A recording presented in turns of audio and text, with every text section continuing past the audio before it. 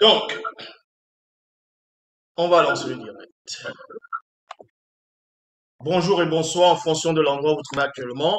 Une fois de plus, vous savez que c'est le Facebook Live.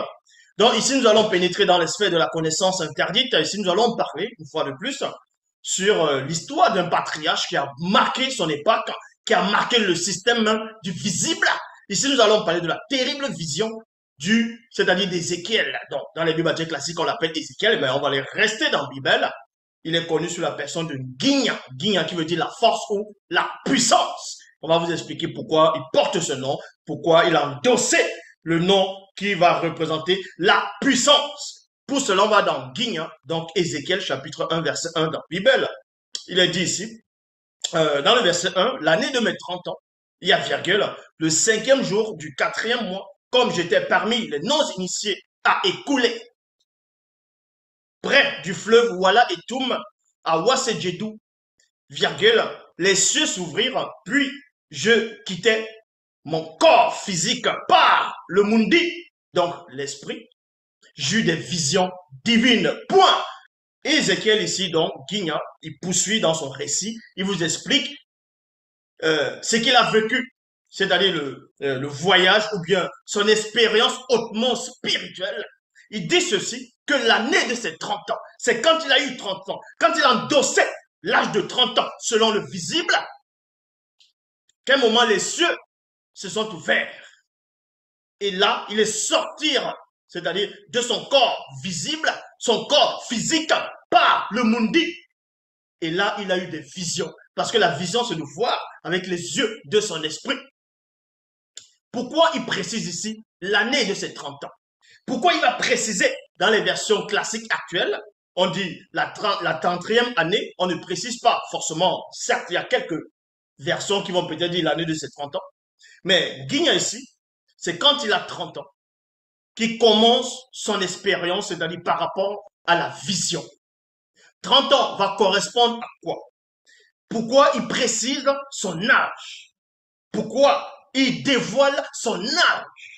Parce que dans Origine, chapitre 41, verset 62, il est dit, il, en parlant de Kolaïta, l'un des fils du puissant Tindi, il dit ici, il avait 30 ans lorsqu'il avait été amené devant le haut dignitaire. Il y a point ici, Kolaïta quitta le haut dignitaire pour se mit à parcourir la région. Donc Kolaïta, l'un des fils du puissant Tindi, donc on a trafiqué son nom, son histoire, son lieu de naissance, ainsi de suite. Ils l'ont introduit dans les canons.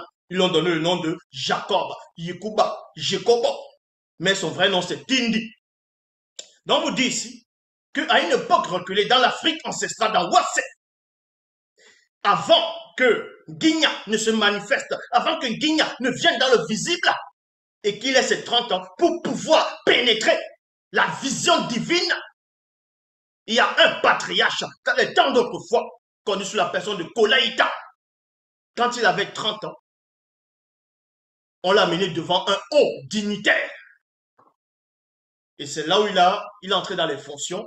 Il a aussi eu un grand pouvoir dans le visible, c'est-à-dire le pouvoir, que ce soit le pouvoir financier, le pouvoir, l'autorité, c'est-à-dire un commandement. Il commandait des gens, ainsi de suite. Donc, il était devenu comme un grand, respectable, notable.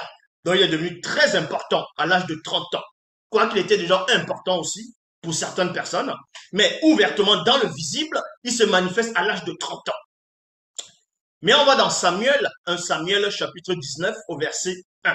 Donc, Dina et Wa, 1 Samuel chapitre 19 verset 1, il est dit ceci, Nyongi était âgé de 30 ans lorsqu'il devint roi et il régnait en Tombouanébila. C'est à cette époque que plusieurs non-initiés devinrent des non-initiés graciés. Donc, on vous apprend ici que dans Bible, la seule version authentique, certains, c'est-à-dire par rapport à l'histoire de certains patriarches, quand ils ont eu 30 ans, il s'est passé des événements, il s'est passé des choses, des portes se sont ouvertes. Donc Nyongi, celui qu'on va appeler Saül dans les Bibles classiques, mais son vrai nom c'est Nyongi ici, quand il a eu 30 ans, il est devenu roi. Et pendant qu'il a siégé en tant que roi, dans ses 30 ans, On vous dit que c'est à cette époque-là qu'il y a plusieurs non-initiés qui sont devenus des non-initiés graciés. Et dans 2 Samuel, chapitre 1, verset 6, il est dit ceci en parlant de Tondan, ce qu'on va appeler David dans les versions classiques. Dans 2 Samuel, chapitre 1, verset 6, il est dit que Tondan avait 30 ans lorsqu'il devint roi. Donc lui aussi, il a eu 30 ans, il est devenu roi à 30 ans. Mais c'est pas fini. On va aller sur parler de l'âge d'une autre personne, de quelqu'un de remarquable, de formidable, qui a impacté le monde, qui a impacté c'est-à-dire le monde spirituel en même temps. On va aller dans Koudoumane, chapitre 19, au verset 1, en parlant de Djokisabé, le seul, l'unique. Il est dit ici, Djokisabé, âgé de 30 ans, dont nombre pour compléter un jour inachevé, vint à Djongwane, celui qu'on va appeler Jean le Baptiste, qui devait l'introniser dans cette initiation. Donc, on a parcouru ici pour montrer quelques patriarches, quelques Batopéda Mouti, quelques prophètes, quelques initiés. À l'âge de 30 ans, des choses qui sont produites. Ça ne veut pas dire que chaque fois qu'un patriarche a eu 30 ans, il s'est forcément déroulé quelque chose. Mais ceux-là, spécialement. Pour cela, on va retourner dans Guigna, dans Ézéchiel chapitre 1, verset 2 à 12. Il est dit ceci. Le 5e jour du mois, c'était la 5e année de la captivité spirituelle du roi Poisson. Moutatedi s'adressa à moi. Donc Moutatedi, celui qui guide et qui intronise les initiés, c'est adressé en Guigna, c'est adressé à Ézéchiel.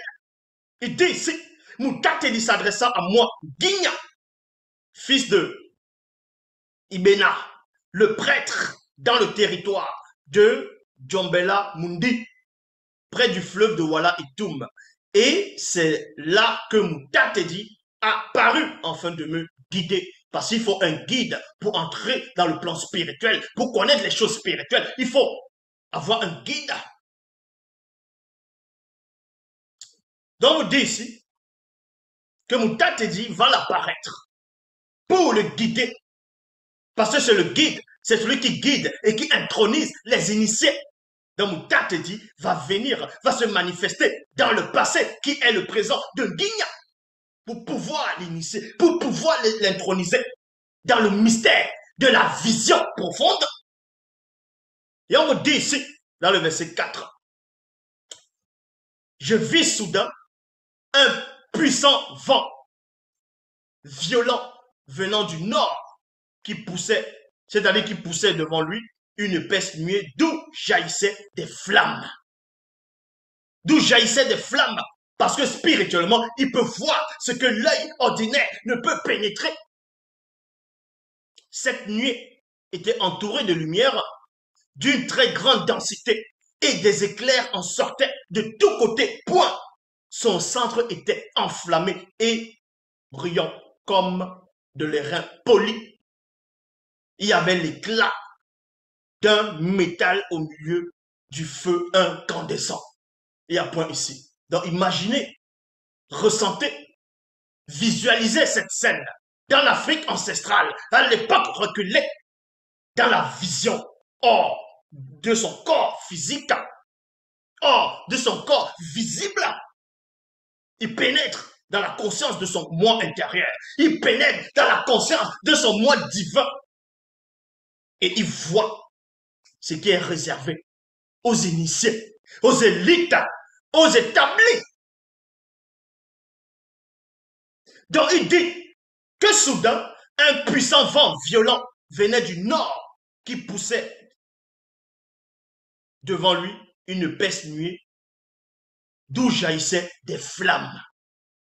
Cette nuée était entourée de lumière d'une très grande densité et des éclairs en sortaient de tous côtés. Son centre était enflammé et brillait plutôt comme de l'airain poli. Il y avait de l'éclat d'un métal au milieu d'un feu incandescent. Maintenant, certaines personnes vont prendre ce passage plus tard. Ils vont essayer de donner des théories pour dire non, Ézéchiel avait vu des extraterrestres. C'était une soucoupe volante, il a vu des extraterrestres plus tard. Non. Ici, c'était dans une autre dimension où l'homme ordinaire, l'homme animal, l'homme dépourvu de spiritualité ne peut pénétrer. C'est pour ça qu'on vous dit ici, au centre encore apparaissait là-bas. Écoutez attentivement. Donc, quand il a vu ces manifestations spirites, quand il a vu ces choses, ces événements, il y avait du bruit, il y avait des éclairs, il y avait des bruits, des voix. Et à un moment, il se concentre, il pénètre la vision. Parce que Moutatedi était là pour le guider, pour lui montrer les choses, pour l'initier. Et on vous dit ici, au centre encore, apparaissaient 4 puissants Bébouté Moudi. Donc on va appeler les chérubins.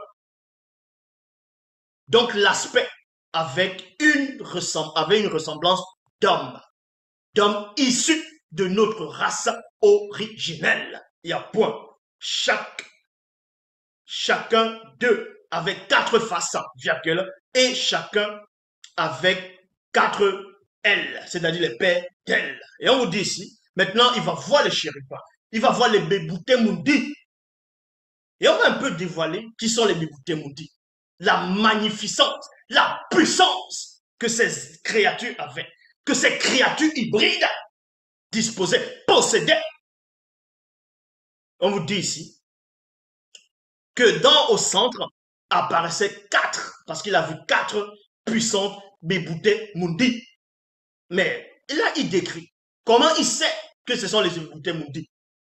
Comment il a réussi à faire la distinction de savoir que ça, eux, ce sont les Bébouté Moudi, ou bien ceux-là, ce sont les Mabao, ou bien ceux-là, les Bassangwatuba, ou bien les Bamuloloma, ainsi de suite. Parce qu'il avait un guide qui guidait. Et lui-même, il avait le Moudi. Et le Moudi lui révèle. Moutatedi qui est là, lui montre. Il voit les choses distinctement. Ils avaient des mains d'homme sous les ailes et leurs 4 côtés. C'est-à-dire à leurs 4 côtés. Et tous les 4 avaient leurs faces et leurs ailes. Les ailes, c'est-à-dire leurs ailes étaient jointes l'une à l'autre. Ils ne se tournaient point en marchant, mais chacun marchait droit devant soi. Vous imaginez? La précision. La précision. Et c'est pas fini. Quant à la figure de leur face, virgule, ils avaient tous, chacun, une face, des traits d'homme noir. C'est logique, parce que la spiritualité est une question de race.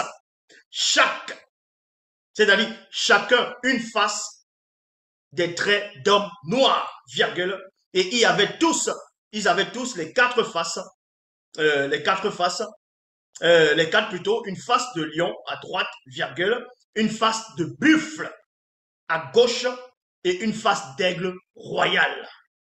2 de leurs ailes étaient déployées vers le haut sans se toucher. Les 2 ailes, les 2 autres ailes couvraient les corps. Il y a point ici. Ils avançaient chacun droit devant soi. Ils allaient là où ils voulaient sans avoir à tourner le corps. Mais vous imaginez, tu vas où tu veux, mais tu ne tournes pas ton corps. Tu te dis, mais c'est quoi ces créatures? C'est quoi ces Bébouté Moudi? Donc, ils pénètrent la vision, ils voient. Donc, quand il a vu le chérubin, pourquoi il a vu le chérubin? Pourquoi Guigna devait être intronisé par la vue non visible des chérubins? Parce qu'il portait son nom. Il devait remplir une mission très importante, très lourde. Il fallait qu'il porte d'abord son nom. Guigna, la force, la puissance.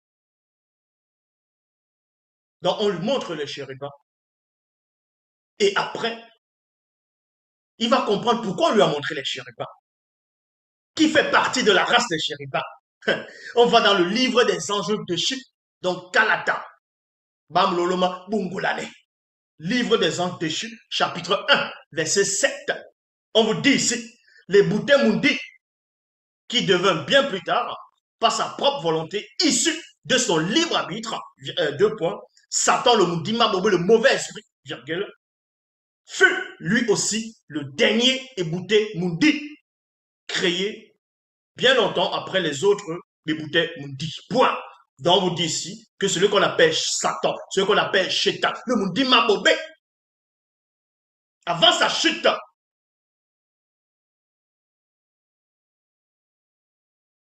il est de la race c'est-à-dire, il est issu de la race des chérubins, des béboutés moudis, dont l'adversaire qui est Satan. C'est pas n'importe qui, c'est pas n'importe quel adversaire. Ce n'est pas un petit Namuloloma Bungulane. Ce n'est pas un petit démon, que ce soit un démon de haut rang ou de bas rang. C'était un chérubin protecteur aux ailes déployées. Donc, ce qu'on appelle Satan, le Mundima Bobo, le mauvais esprit, est issu de la race des chérubins. Mais sauf que la révélation, c'est quoi? Dans le livre des anges déchus, chapitre 1, verset 7, on vous dit que quoi qu'il est issu de la race des chérubins, il est le dernier chérubin, le dernier ébouté moudi qui a été créé parmi tous les éboutés maudits, parmi tous les chérubins. Satan est le dernier chérubin qui est apparu bien longtemps, quoique le temps visible n'existait pas au astral. Donc, vous allez comprendre plus tard qu'un guignat va s'adresser à Satan, le Mundima Bobo, le mauvais esprit, dans sa vraie forme. C'est une sorte d'intronisation. C'est pour cela qu'il fallait qu'il supporte d'abord la vue des autres Méboutés Mundi. Il fallait qu'il assiste à la cérémonie. Il fallait qu'il voie ce qu'il devait voir, ce dont il devait pénétrer, pour pouvoir s'adresser à Mundima Bobo, le mauvais esprit, sur une autre forme de l'après, de l'avant-chute. On repart dans Guigna. Ézéchiel chapitre 1, verset 13 à 28. L'aspect de ces Méboutés Mundi ressemblait à des charbons de feu ardents et à virgule. Vous imaginez l'aspect de quelqu'un qui ressemble à des charbons de feu ardents. Vous voyez quand on voit les charbons à la braise. Votre aspect est ainsi. C'était comme l'aspect des flambeaux, c'est-à-dire des flambeaux incandescents. Et ce feu circulait entre les éboutés maudits. Le feu illuminait et du feu jaillissait des éclairs. Il y avait tellement une grande concentration d'énergie, un point où l'éclair devait jaillir. Et tout le corps de chaque ébouté maudit, leur dos, virgule, leurs mains, virgule, et leurs ailes étaient couverts de yeux. Les mains étaient couvertes de yeux. Contrairement dans les Bibles classiques, où on vous dit, dans le livre d'Exode, où il y avait Adonai Jéhovah et Elohim l'Éternel, demande à Moïse, demande-moi ce que tu veux. Qu'est-ce que tu veux? Moïse dit, je veux voir ta gloire. Dans d'autres, ils vont dire, je veux voir ta face. Et on dit, et il y avait Adonai Jéhovah. Et Elohim répond à Moïse que, dans les versions classiques, un homme ne peut me voir et vivre. Et pourtant, il a oublié que dans Exode 24, à partir du verset 9 à 11, que Moïse, Aaron, Nabab, Ambium et les 70 anciens d'Israël sont montés sur la montagne. Ils ont vu le Dieu d'Israël. Mais ce Dieu-là a oublié que Moïse l'avait fait à un moment donné. Parce qu'il n'est pas le maître du temps de l'espace, ni du continuum espace-temps. Il oublie votre Dieu. C'est pour cela, il dit à Moïse, aucun homme ne peut me voir et vivre. Mais néanmoins, que Moïse va se placer à un moment donné, que Dieu va passer, et Moïse le verra du dos. Donc Moïse va voir le dos de Dieu. Donc s'il voit le dos de Dieu, ça voudrait dire que Dieu n'a pas vu Moïse. Ou bien Moïse n'a pas regardé Dieu face à face, donc il ne va pas mourir. Ah, les soi-disant créatures de Dieu ont les yeux partout. Donc, vous comprenez qu'il y a quelque chose qui ne va pas. Donc, si tu vois la main du chérubin, le chérubin, il te voit parce qu'il a les yeux partout. Mais Dieu est limité.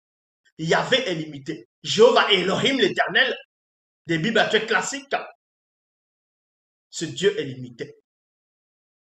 Mais on dit néanmoins ici qu'un Guigna, qui est la force, la puissance, il pénètre la vision, il supporte la vision. Et les éboutés moutis allaient et venaient, virgule, à la vitesse surpassant la vitesse de la lumière. Donc, on vous dit ici que ces créatures hybrides se déplaçaient à une vitesse qui surpasse la vitesse de la lumière. Comment Guignan arrivait à supporter cela? Comment il arrivait à savoir, à voir, à calculer que ces créatures vont au-delà même de ce qu'on appelle la vitesse de la lumière? Parce que Moutatedi était avec lui. Il était en pleine initiation. Maintenant, on va vous expliquer un tout petit peu le mystère de la vitesse de la lumière. Parce qu'on vous apprend que ces éboutés moudis allaient et venaient à la vitesse surpassant la vitesse de la lumière visible. Il y a point ici. Maintenant, dans l'article, on vous dit ici, vous pouvez vérifier dans, que ce soit Google, peu importe, on vous dit que la lumière se déplace à près de 300 000 km secondes. La lumière se déplace à près de 300 000 km secondes. C'est à la fois très rapide à l'échelle d'âme, virgule, mais très lent devant l'immensité de l'univers. C'est logique que la vitesse de la lumière, que la lumière soit très lente devant l'immensité de l'univers. Est-ce que vous comprenez? Mais les éboutés m'ont dit ici, allez pas de là cette vitesse. Et ensuite, on vous dit ici que la vitesse, c'est-à-dire la vitesse de la lumière dépend du milieu dans lequel elle se propage. Elle dépend notamment de la nature chimique du milieu, virgule, et de sa densité, de sa concentration, de sa température, ou même de la longueur d'onde du rayonnement considéré. En gros, pour ceux qui ne comprennent pas ce que ça veut dire, on va donner l'exemple simple. Ça veut tout simplement dire, on va prendre l'exemple, le soleil. On sait que le soleil se manifeste, vous voyez le soleil qui projette, qui manifeste ses rayons, c'est-à-dire la lumière.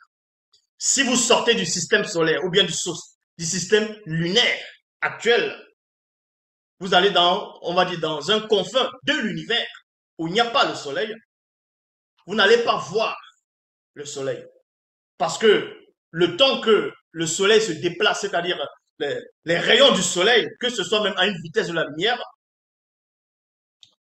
ça va prendre même des centaines et des milliers d'années pour que vous puissiez voir une petite particule du rayon de la lumière du soleil dans l'autre, aux confins de la galaxie. Parce que l'obscurité profonde absorbe cela. C'est logique parce que la notion de la vitesse de la lumière, la notion du soleil, la notion même, tout a commencé. La lumière vient de l'obscurité. Parce que l'Oba, par la manifestation de sa volonté, de Mpoli, va extirper la lumière de l'obscurité, de Mouititi. C'est pour ça que l'obscurité couvre la lumière. L'obscurité domine sur la lumière. C'est pour ça que les scientifiques n'ont pas compris cela spirituellement, mais néanmoins, avec leur analyse, ils ont néanmoins compris que la lumière, la densité de la lumière, elle est très lente par rapport devant l'immensité de l'univers. Parce que c'est obscur. Ça s'appelle le droit d'aînesse. Maintenant, ils poursuivent, vous disent ici, dans le vide, virgule, la lumière se déplace plus rapidement 300 millions mètres par seconde. 300 millions mètres par seconde que dans la matière. Et ensuite, on vous dit ici, et il est à noter que la vitesse de la lumière dans le vide correspond à une constante fondamentale dans le physique. Dans l'eau, la lumière se propage à une vitesse moindre, à quelques 225 millions mètres par seconde. Dans le diamant, la lumière se déplace à une vitesse ne dépassant pas les 125 millions mètres par seconde. Mais ça, c'est logique. Parce que quand vous prenez un diamant, ceux qui ont déjà eu à attraper le diamant, quand la lumière veut pénétrer dans le diamant, pouf, ça va là, pop, ça va là, pop, ça va jusqu'à remplir même le diamant. Et dans l'eau, c'est pareil. Dans les abysses profonds, si même la lumière veut pénétrer, ça ne va pas pénétrer, éclairer tout d'un coup. Il faut un temps. Parce que les abysses, l'eau, c'est quoi? Tout vient de l'obscurité. Tout finit par l'obscurité. Parce que quand tu n'étais pas né, au moment de sortir du ventre de ta mère, tu sors de l'obscurité. Au moment d'intégrer l'élément solide, tu repars dans l'obscurité. Mais pour ceux qui acceptent le verbe de l'Oba, c'est la lumière. Mais néanmoins, dans le verset 15, il est dit ici, je regardais ces éboutés Mundi, et voici, il y avait 4 puissants. Ouh, l'Oba. Il y avait 4 puissants Mabao, ce qu'on appelle les ophanimes, sur la terre, près des éboutés Mundi, devant eux. Donc, imaginez la connaissance qu'un guigne est en train d'absorber. Pendant qu'il voyait la vitesse, Moutate de lui expliquer c'est quoi là, cette vitesse qui va au-delà même de ce qu'on nomme la vitesse de la lumière. À un point où, même si les béboutés Moutate dit, les Bamouloba se déplacent dans l'immensité des multivers. Même l'univers ne peut pas contenir les déplacements. Parce qu'ils vont par-delà l'obscurité. C'est pour cela qu'on vous dit ici, chaque Dibao brillait comme une pierre précieuse. Ils avaient tous la même forme. Ils fonctionnaient comme un Dibao qui trouvait au milieu de l'autre. Et ensuite dans le verset 17, il est dit, dans les déplacements, ils pouvaient suivre les 4 directions prises par les Bébouté-Moudi et ils se déplaçaient sans défier. Dans les Bébouté-Moudi, on ne vous dit pas ici que les Bébouté-Moudi étaient plus rapides que les Mabao. Les Mabao, Dibao. Je répète, dans le verset 16, chaque Dibao brillait comme une pierre précieuse. Ils avaient tous la même forme. Ils fonctionnaient comme si un Dibao se trouvait au milieu de l'autre point. Dans les déplacements, ils pouvaient suivre les 4 directions prises par les Bébouté Moudi et ils se déplaçaient sans dévier. Ça s'appelle la précision. Mais qu'est-ce qu'on est en train de lui montrer ici? On lui montre les équations. On lui montre des choses.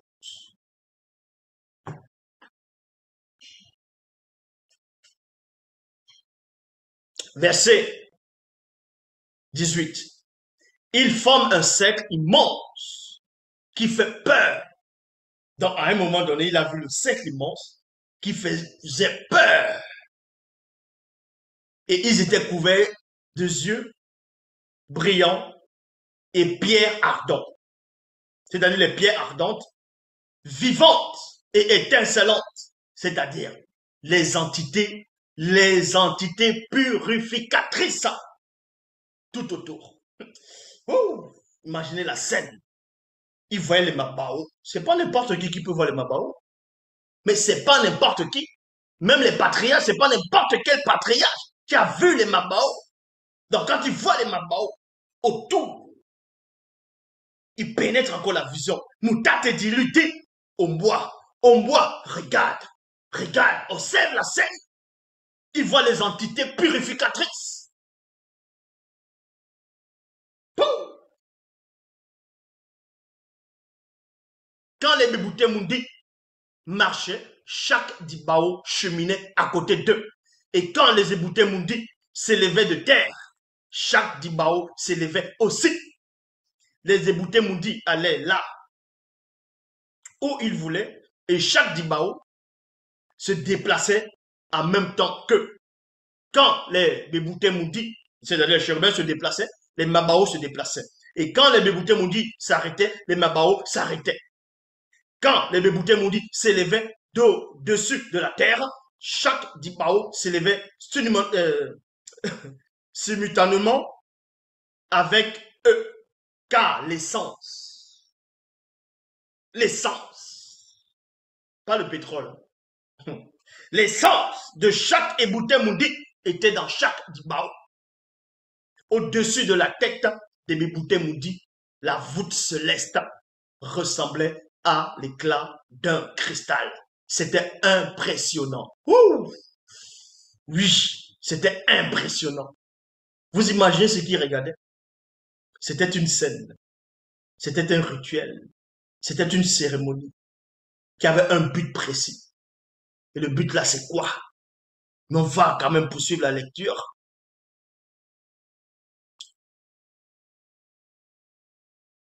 Et on vous dit ici, au-dessus de la tête des Béboutés Mundi, la voûte céleste ressemblait à l'éclat d'un cristal. C'était impressionnant. Voilà l'étendue qu'il y avait au-dessus de leur tête. Sous l'étendue, virgule, cette fois-ci, les ailes étaient droites, l'une contre l'autre, tandis que les deux autres leur couvraient le corps. J'entendis le bruit de leurs ailes quand ils marchaient, pareil au bruit des grands eaux de l'océan, de tout bête. Lorsqu'ils s'arrêtaient, ils repliaient les ailes, dans le bruit que ça faisait. Il a entendu le bruit. Moutate l'a initié dans le mystère de ce bruit qu'on ne va pas vous dévoiler ici.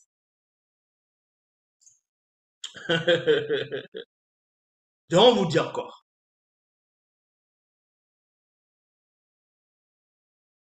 Une voix parvenait de l'étendue qui se trouvait sur la tête. Lorsqu'ils s'arrêtaient, ils repliaient leurs ailes. Il y a un point ici. Au-dessus de cette étendue céleste, il y avait un Diopèle et petit. Oh, Loba. Oh. Au-dessus de cette étendue céleste, il y avait un Diopèle et petit dont trône, pouvoir suprême. Le pouvoir suprême. Dans les trônes ici, même dans les... On parle de ça aussi dans les Bibles actuelles classiques d'Apocalypse chapitre 4, où il y avait quelqu'un qui était assis sur le trône, et il y avait les 24 trônes, ainsi de suite. En fait, les trônes, ce sont des entités. Les trônes, ce qu'on appelle les trônes, ce sont les Diopèles Bépétis. Est-ce que vous comprenez? Ce sont les Diopèles Bépétis qui sont par-delà les cieux visibles. On vous dit ici qu'au-dessus de cette étendue céleste, il y avait un Diopèle petit. Donc, quand il a vu le Diopèle petit, un des Diopèle petit, Moutate dit, on boit. Ingea voit, pénètre la vision, comprend le sens. Parce que c'est le guide. Il guide, il intronise les initiés. Donc, il le guidait. Et en même temps, il intronisait. Qui ressemblait à du saphir. Et entre ce Diopèle et petit, c'est-à-dire trône, le pouvoir suprême, apparaissait quelqu'un, un puissant veilleur. Ouh. Non mais sérieux. Mais imagine la description. Il voit d'abord les Béboutés Mundi. Il voit la puissance que ces esprits ont, ces entités ont. En gros, c'est des bouteilles maudits, ces chérubins ont, qui fait balayer toute forme de connaissance dans le visible et de force. Il voit derrière d'autres qui se manifestent. Il voit les Mabao, ce qu'on appelle les ophanimes. Il voit encore une autre forme de puissance. À un point où on vous dit que chaque esprit du chérubin est dans l'ophanime. On se dit, mais qu'est-ce qui se passe ici? Et c'est pas fini.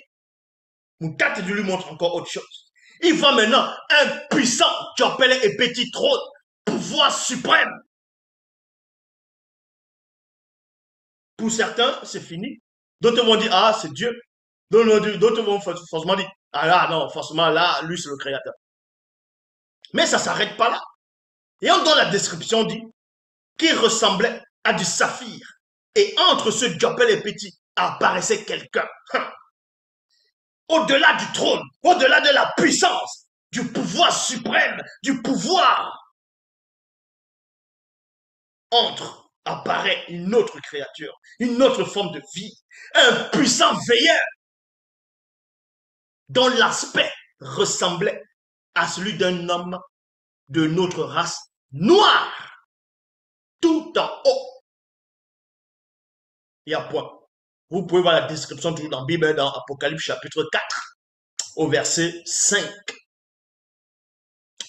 Je vis encore comme de l'airain poli, comme du feu incandescent, au-dessus, non, c'est-à-dire au-dedans duquel se trouvait ce puissant veilleur. Ce puissant veilleur. Remarquez que quand Nkate dit, dans les temps d'autrefois, a apparu au puissant Sango, à un moment donné, il avait été accompagné par deux veilleurs. Les veilleurs, c'est qui les veilleurs? Ils veillent sur quoi? Mais néanmoins, vous dit ici,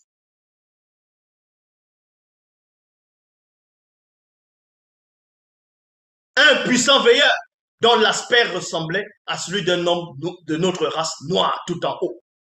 Je vis encore comme de l'airain poli, comme du feu incandescent, au-dedans duquel se trouvait ce puissant veilleur et qui rayonnait tout autour, qui rayonnait, qui rayonnait, qui rayonnait. Ouh. Exactement comme, on va dire, que dans les Bibles classiques, on vous dit, le 6e mois, Dieu a envoyé l'ange Gabriel pour voir une Vierge Marie, tout ça. Bon. Mais sauf que la fête sainte, c'est quoi? C'est dans la Bible.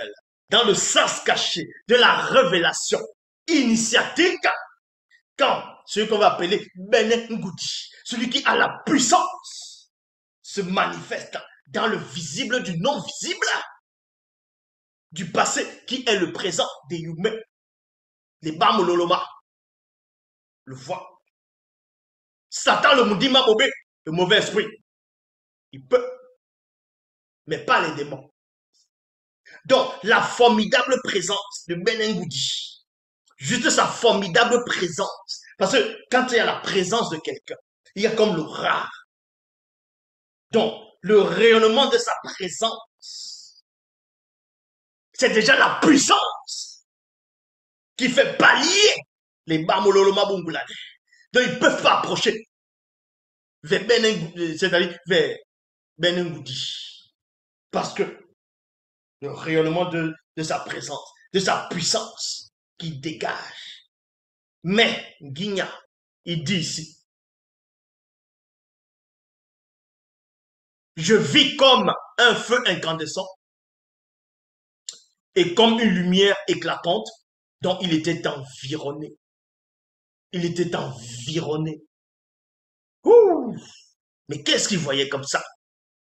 Cette lumière qui rayonnait tout autour de lui avait le même aspect que l'arc-en-ciel dans les nuits, un jour de pluie. 2 points. Ouh! C'était le reflet de la glorieuse présence de la révélation interdite. À cette vue, virgule, je baissais la tête. Oh, il voit les chérubins, c'est-à-dire les béboutés maudits. Il supporte. Malgré qu'il s'appelle force, puissance, il peut supporter. Il voit les mabao, il dit yes, il supporte. Il voit les djopel et les petits. Il voit le veilleur. Et après, il comprend quelque chose. Cette lumière qui rayonnait tout autour de lui, lui, le veilleur, avait le même aspect que l'arc-en-ciel dans les nuits, un jour de pluie. 2 points. C'était, Moutate dit, il a dit, on boit tatane, on boit. Regarde maintenant, pénètre, comprends, c'est qui que tu es en train de voir là. C'était le reflet de la glorieuse présence de la révélation interdite. À cette vue, virgule, je baissai la tête, puis Moutate dit, me fit signe. Puis Moutate dit, me fit signe. À cette vue, il a baissé la tête. Il a vu quoi? Pourquoi il a baissé la tête? Qu'est-ce qu'il a vu? Un danger. Un danger. Un danger. Il a vu quoi? Un danger. Il a vu qui? L'Oba s'est encore glorifié. Il n'y a qu'un seul enseignant